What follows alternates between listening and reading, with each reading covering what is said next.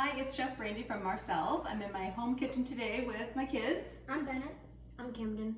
Last time we made homemade mason jar ice cream. Today we are going to make chocolate mug cake with a homemade salted caramel. You guys like chocolate mug cake? Yes. Yeah. We love it because, of course, it tastes good.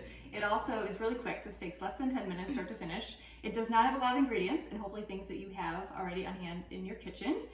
And then any age kid in your family can jump in and do this. So we're actually going to start with our caramel sauce because it takes a few more minutes to cook than our cake. So I've got just an empty saucepan here. For caramel, you actually want to start with a combination of sugar and water. So Candy, you want to add the sugar? It's 2 parts sugar to 1 part water. Go ahead and toss it in. So this is a half a cup of sugar and then a 1/4 cup of water. I'm actually going to add a pinch of cream of tartar, and that is going to help stabilize your caramel so you don't get any little sugar crystals created when you do your caramel. You can give this a little quick stir before you put it on the stove, just to combine those.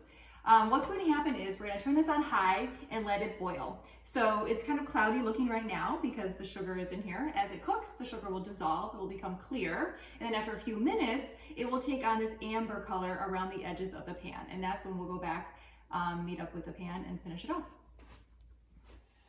Okay, so our caramel is cooking away. I'm on high and it's boiling, which is what we want. So now we're going to get our cake mixed together. So they each have their own mug here. We're going to add all the dry ingredients first. So we have 3 tablespoons of regular all-purpose flour. So you guys can add those to your mug. You could use a cake flour as well, or even a gluten-free flour. Next, we're going to add our cocoa powder. So that's how we're getting our chocolate flavor in there. Dump that in. So that is 1 tablespoon and 2 teaspoons of cocoa powder. Next, we're going to add sugar, 2 tablespoons of regular granulated sugar. Next, we have our baking powder. So that's going to give a little bit of leavener to our cake. So dump that in. And then finally, a little pinch of salt. So you add salt even to desserts because salt is a flavor enhancer. So it's going to bring out the notes of that chocolate and that vanilla in that cake. So dump your salt in.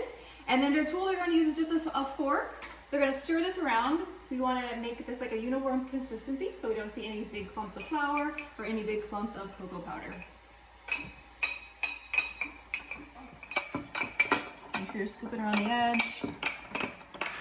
Now we are going to add the wet ingredients. So we have 3 tablespoons of milk. I'm using whole milk.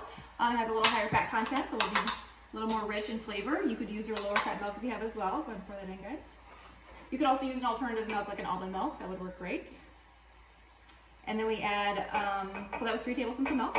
And then we add 1 tablespoon of vegetable oil or canola oil. And then a half a teaspoon of vanilla.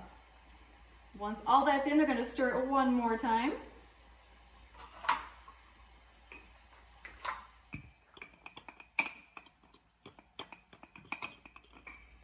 Okay, these are all stirred up, so we are ready to go. You guys want to take your forks out? Can we lick it? Yes, you can lick it. We're going to put these in the microwave for 40 seconds.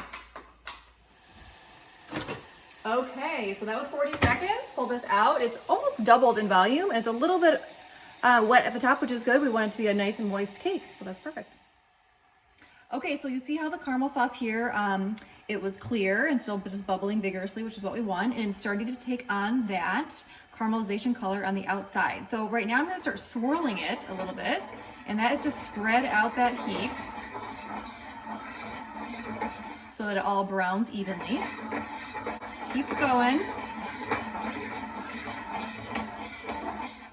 So this is a nice deep amber, and then I'm going to turn the heat completely off, pour in 3/4 cup of heavy cream. That's going to boil vigorously. When it dies down, I'm going to add in a half a teaspoon of sea salt. Okay, this is the perfect color. Turn it off.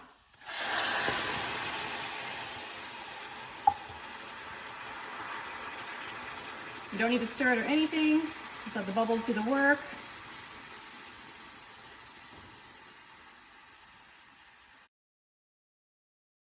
Okay, so we added the cream, let it bubble, add the salt. Now I'm just stirring it a little bit to smooth it out. This is really hot, so be careful. Scoop that right over.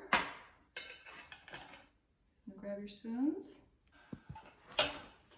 Okay, dig in, take a bite. How is it? Mm.